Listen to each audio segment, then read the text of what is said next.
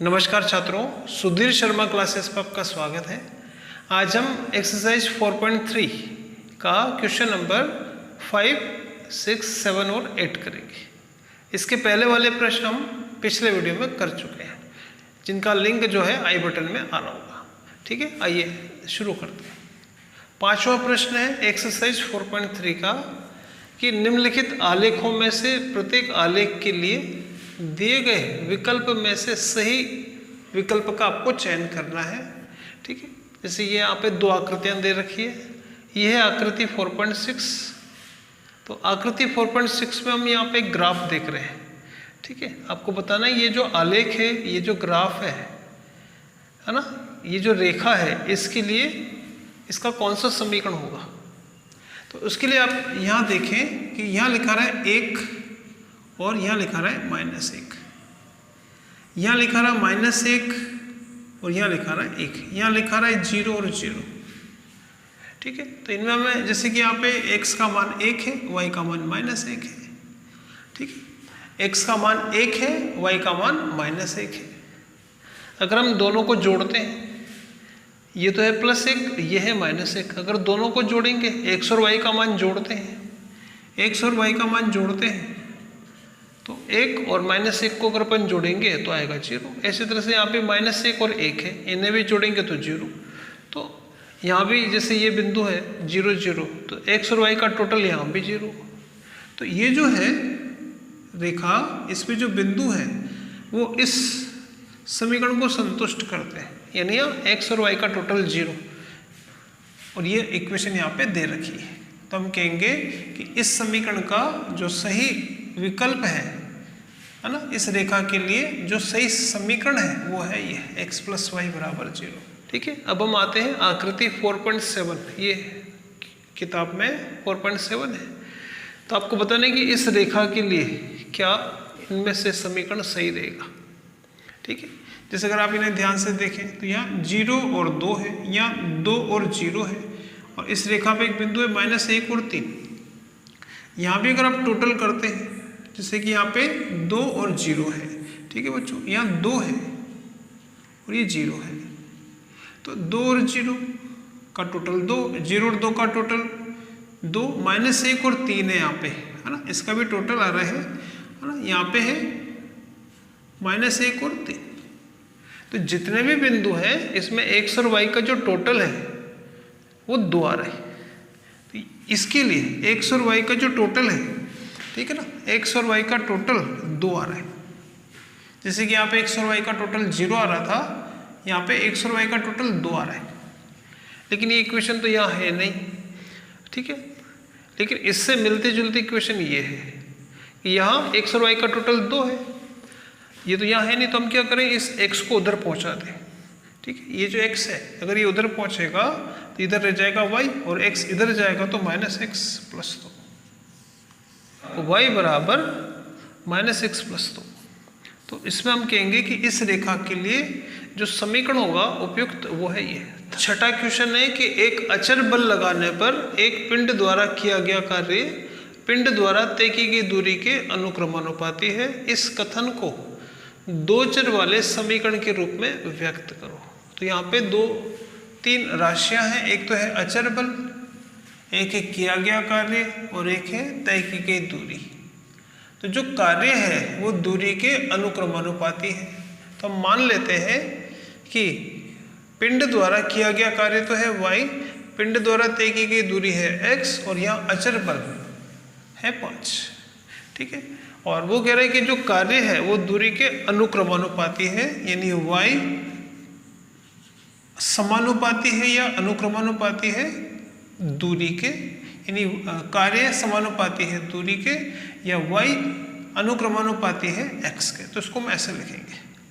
ठीक है, अनुक्रमानुपाती होने का मतलब होता है कि जितना x का मान बढ़ेगा उतना ही y का मान बढ़ता है। ठीक है, और इसको अगर हम समीकरण के रूप में लिखना चाहें, ये हटाना चाहते हैं, तो यहाँ पे हम लिखेंगे बराबर, उसके लिए फिर हम यहाँ अचर बल काम में लेंगे 5x। तो ये है जो समस्या में दे रखी है, इसका 2 चर में समीकरण। ठीक है बच्चों, तो ये है इस समस्या की 2 चर में समीकरण। अब हम इसका ग्राफ बनाना है, आलेख खींचना है। इसके लिए x और y के मान लेंगे। अगर हम यहाँ x का मान 0 रखते हैं तो x यानी जो भी आप x का मान लेंगे उसको 5 से गुणा करो, y का मान आएगा। और x का मान हम ले रहे हैं 0, तो अगर आप यहाँ x की जगह 0 रखेंगे तो 0 गुणा होगा 5 से, यानी y का मान भी आएगा 0।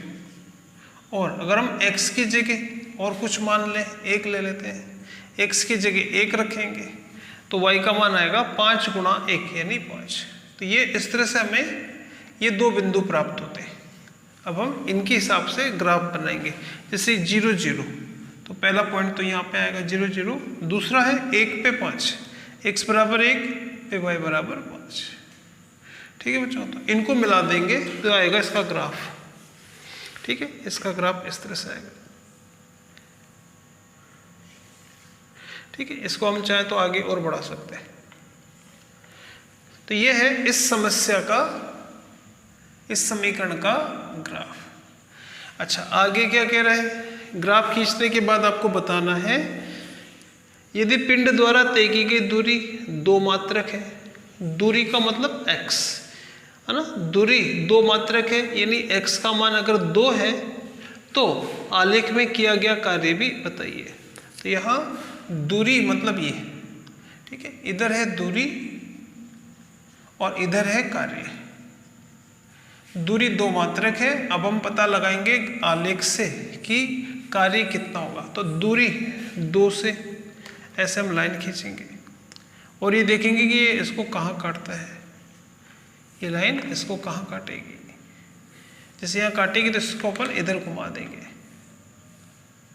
ठीक है, तो अगर आप ये ग्राफ में करोगे, ग्राफ में अगर आप करेंगे तो ये 2 से जो आप लाइन खींचेंगे, ग्राफ को जहाँ काटे उससे इधर आ जाओ, तो हम कहेंगे कि अगर दूरी 2 मात्रक है तो कार्य हो जाएगा 10 मात्रक। इस प्रकार बच्चों, यदि पिंड द्वारा तय की गई दूरी 2 मात्रक है, दूरी अगर 2 मात्रक है तो कार्य होगा 10 मात्रक। तो इसका हमने आंसर यहाँ लिखा, यदि दूरी 2 मात्रक है तो कार्य होगा 10 मात्रक। और सेकंड में अगर दूरी 0 मात्रक है, यानी x का मान 0 है तो y का मान भी होगा 0। यहाँ भी हम देख रहे हैं x का मान 0 है तो y का मान 0 होगा। यानी अगर दूरी 0 मात्रक है तो कार्य भी 0 मात्रक होगा, कार्य भी 0 होगा। तो सेकंड आंसर कि अगर दूरी 0 मात्रक है तो कार्य भी 0 या 0 मात्रक होगा। 7वां प्रश्न बच्चों, एक विद्यालय की कक्षा 9th की छात्राएं यामिनी और फातिमा ने मिलकर भूकंप पीड़ित व्यक्तियों की सहायता के लिए प्रधानमंत्री राहत कोष में 100 रुपये का अंशदान दिया। दोनों ने मिलकर एक रैखिक समीकरण लिखिए जो इन आंकड़ों को संतुष्ट करे तथा उसका ग्राफ भी खींचना है। तो यहाँ 2 छात्राएं हैं, यामिनी और फातिमा। उनके द्वारा दी गई जो कुल राशि है वो 100 रुपया है। तो हम मान लेते हैं कि उसमें से यामिनी ने दिया 100 रुपया और फातिमा ने दिया y रुपये, और दोनों ने मिलके 100 रुपये दिया। मतलब दोनों का जो टोटल है x और y का टोटल वो आएगा 100 रुपये। तो यामिनी के द्वारा दिया गया प्लस फातिमा के द्वारा दिया गया जो अंशदान है वो है टोटल 100 रुपया। तो ये समीकरण बनेगी। इसका ग्राफ बनाना है तो इसके लिए हम टेबल बनाएंगे।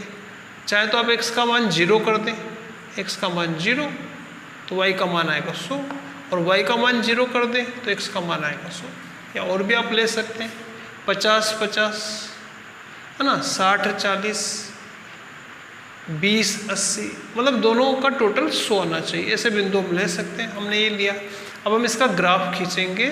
x में 100 तक जाना है तो ये हमने x में लिया 100 तक। ठीक है बच्चों, 100 लिखा रहा है यहाँ पे। और इसी तरह से y में भी 100 तक है, 10 20 30 40 50 60 100 तक है। तो ये जो बिंदु है इसमें x का मान 0 है, y का मान 100 है, तो ये आएगा y अक्ष पर यहाँ पर। और ये इसमें x का मान 100 है, y का मान 0 यहाँ पे आएगा। दोनों को मिला देंगे तो ये प्राप्त होगा इस प्रश्न के लिए ग्राफ। ठीक है बच्चों, अमेरिका तथा कनाडा जैसे शहरों में तापमान फ़ारेनहाइट में मापा जाता है, जबकि भारत जैसे शहरों में तापमान सेल्सियस में मापा जाता है। यहाँ फ़ारेनहाइट को सेल्सियस में रूपांतरित करने वाला एक रैखिक समीकरण दिया गया है। F यानी फ़ारेनहाइट, सी मतलब सेल्सियस। फ़ारेनहाइट टेम्परेचर और सेल्सियस टेम्परेचर में क्या संबंध है उसका यहाँ पे एक रेखिक समीकरण दे रखा है। सेल्सियस को x अक्ष पर और फ़ारेनहाइट को y अक्ष पर लेकर या मानकर इसकी आपको इस समीकरण का आपको आलेख खींचना है। ठीक है बच्चों, तो इसका हमें ग्राफ बनाना है। सबसे पहले हम यहाँ पे इसकी टेबल बनाएंगे। तो हम पहले इसका ग्राफ बनाने से पहले इसकी टेबल बनाएंगे सी और एफ को। ठीक है, सी तो हम लेंगे x अक्ष पर और फ़ारेनहाइट लेंगे y अक्ष पर। तो सी का मान क्या रखें, तो जो भी आप सी का मान रखेंगे उसको इससे गुणा करेंगे, तो उसमें 32 जोड़ेंगे तो आएगा एफ का मान। अगर हम सी का मान लेते हैं 0, तो जहाँ सी लिखा हुआ है यहाँ पे हम रखेंगे 0, तो ये 0 इससे मल्टीप्लाई होगा, मतलब ये 0 हो जाएगा। कोई भी संख्या 0 से मल्टीप्लाई होगी तो वो 0 हो जाती है, तो यहाँ बचेगा 32। एफ का मान आएगा, ये तो हो जाएगा 0, तो एफ का मान आएगा 32। ठीक है, इसी तरह से यहाँ पे सी है, एक मान और लेंगे क्योंकि यहाँ बटा में 5 है, तो हम सी का मान लेते हैं 5। तो जहाँ सी है यहाँ पे हम लिखेंगे 5, 5 से 5 कट जाएगा तो बचेगा 32 प्लस 9, 32 और 9 41, एफ का मान आएगा 41। ठीक है, अब हम इसका ग्राफ बनाएंगे। सेल्सियस यानी सी का मान हमने x अक्ष पर लिया है और फ़ारेनहाइट को हमने y अक्ष पर लिया है। सी का मान तो 0 है और एफ का मान है 32, तो एफ का मान है 32, एफ का मान यहाँ है 32 है, तो यहाँ है 30, यहाँ है 40, यहाँ है 35, तो 32 आएगा लगभग यहाँ पर। तो सी 0 है, एफ 32 है, तो ये बिंदु आएगा यहाँ पर 0,32। अगला सी का मान है 5, सी का मान है 5 और y का एफ का मान है 41, तो एफ 5 पे y 41 है। ठीक है बच्चों, एफ 5 पे y 41 है, यानी 40 से ऊपर, 5 के सामने, तो इस तरह से यहाँ पे 5,41।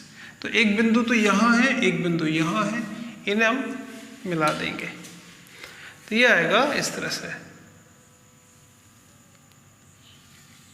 तो हम कहेंगे कि जो समीकरण हमें दे रखी थी उसका ग्राफ इस तरह से आएगा। नंबर 8 है, इसका फर्स्ट हमने करा जिसमें हमने ग्राफ बनाया। अब इसका सेकंड है। सेकंड में हमें बताना है कि यदि तापमान 30 डिग्री सेल्सियस हो तो फ़ारेनहाइट में तापमान कितना होगा। ठीक है, इससे हम निकाल सकते हैं। तो इसमें हम रखेंगे सेल्सियस में है तो सी की जगह, इसमें सी की जगह रखेंगे 30 डिग्री इसके अंदर, तो ये आएगा F बराबर 9/5 गुणा सी, सी की जगह आएगा 30 प्लस 32, 5 से 30 कटेगा 6 बार, 9 चिंग 54 और 32 को जोड़ेंगे तो आएगा ये 76, ये आएगा फ़ारेनहाइट में। तो हमें कहेंगे कि अगर तापमान 30 डिग्री सेल्सियस है तो फ़ारेनहाइट में उसका मान आएगा 76 डिग्री। ठीक है, इसी तरह से इसका थर्ड है कि यदि तापमान 95 डिग्री सेल्सियस है तो फ़ारेनहाइट में तापमान क्या होगा, इसमें सी की जगह रखेंगे 95, तो आएगा F बराबर 9/5 इंटू सी की जगह 95, सी की जगह प्लस 32 और 5 से ये कटेगा 19 बार। ठीक है, 19 को 9 से गुणा करेंगे, 19 नाम 171 प्लस 32। ठीक है, तो इन दोनों को जोड़ेंगे तो आएगा 302, तो फ़ारेनहाइट में आएगा 203 डिग्री। 8वें का चौथा है बच्चों, इसी इक्वेशन पे आधारित। वो कह रहे कि यदि तापमान 0 डिग्री फ़ारेनहाइट हो तो सेल्सियस में टेम्परेचर क्या हो।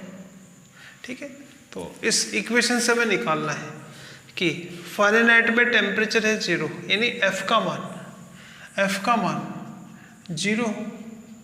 तो अगर F का मान 0 हो तो C का मान क्या होगा, तो इसमें F की जगह 0 रख दें, बराबर 9/5 इंटू सी प्लस 32। अब हमें C का मान चाहिए। ठीक है, तो 32 को लाएंगे इधर, 32 को लाएंगे इधर, तो इधर आएगा माइनस में 32 इधर आएगा 9/5 गुणा सी। अब सी का मान चाहिए तो 9/5 को इधर लाएंगे, ठीक है, कोई भिन्न इधर है गुणा में, इधर आएगी तो पलटेगा, तो सी को तो हम इधर ही रख रहे हैं। इधर आएगा -32 इंटू 9/5, ठीक है। 5 से कटेगा नहीं तो हम 32 को 9 से गुणा करेंगे, उसमें 5 का भाग देंगे। 32 को 9 से गुणा करेंगे, 9 दूनी 18, 9 तें 27, 28, ठीक है। 32 को 9 से गुणा करेंगे और उसमें 5 का भाग देंगे। यह आएगा 5 पंजे 25, 3 बचेगा, 5 सत्ते 35, 3 बचेगा 0.6, ये आएगा माइनस में, ठीक है। इसको सरल करने पे आएगा ये माइनस में आएगा इतना 57.6, ठीक है। अगर फ़ारेनहाइट में टेम्परेचर 0 हो तो सेल्सियस में उसकी वैल्यू हो जाएगी -57.6, ठीक है। अब इसका सेकंड है, यदि तापमान 0 हो, 0 डिग्री सेल्सियस हो, यानी सी का मान अगर 0 है तो आपको बताना है कि एफ का मान क्या आएगा, तो एफ का मान हमें बताना है। तो इस इक्वेशन से निकालेंगे, इसमें सी की जगह 0 रख दें तो यह आएगा एफ बराबर 9/5 गुणा सी का मान 0 प्लस 32, ठीक है। ये 0 से गुणा होगा तो आएगा एफ बराबर, ये तो 0 हो जाएगा तो आएगा 32। तो हम आंसर कहेंगे कि अगर तापमान सेल्सियस में 0 है तो फ़ारेनहाइट में होगा 32, और इसी तरह से तापमान फ़ारेनहाइट में अगर 0 है तो सेल्सियस में आएगा -57.6 डिग्री सेल्सियस, ठीक है बच्चों। आगे है इसका 5वां, क्या कोई ऐसा भी तापमान है जो फ़ारेनहाइट तथा सेल्सियस दोनों के लिए संख्यात्मक रूप से समान है? यदि अगर हो तो उसे पता लगाइए, ठीक है। वो कह रहे हैं कि फ़ारेनहाइट और सेल्सियस दोनों समान हो, यानी C और F बराबर है, दोनों बराबर हो, तो इसमें हम C की जगह भी F रख देंगे और इसको सरल करेंगे तो ये आएगा F बराबर, है ना, हो तो F बराबर आएगा 9/5, यहाँ भी C की जगह F प्लस 32, ठीक है बच्चों। तो ये जो बटा में 5 आ रहा है, इसको हटाने के लिए हम पूरी समीकरण को 5 से गुणा करते हैं, पूरी समीकरण को 5 से गुणा करेंगे, ठीक है। तो इसको 5 से गुणा करेंगे तो 5F, इसको 5 से गुणा करेंगे, 5 से 5 कट जाएगा तो बराबर 9F, और 32 को भी 5 से गुणा करेंगे तो आएगा 32 इंटू 5, ठीक है। मैं यहाँ लिख देता हूँ इसको। अब हम F का मान निकालना चाहते हैं, 9F को लाएंगे इधर, ठीक है, 9F है यहाँ पे, इसको इधर लाएंगे, इधर है 5F माइनस 9F, और इधर है 32 इंटू 5 यानी 160, ठीक है। 5F में से 9F गया तो माइनस का 4F बराबर 160, तो F बराबर आएगा F बराबर आएगा 160 बटा में आएगा -4, इससे कटेगा 40 बार, ठीक है। तो F का मान -40, तो हम कहेंगे वो माइनस में है, तो हम कहेंगे कि इस -40 टेम्परेचर पर फ़ारेनहाइट और सेल्सियस दोनों आपस में समान होंगे।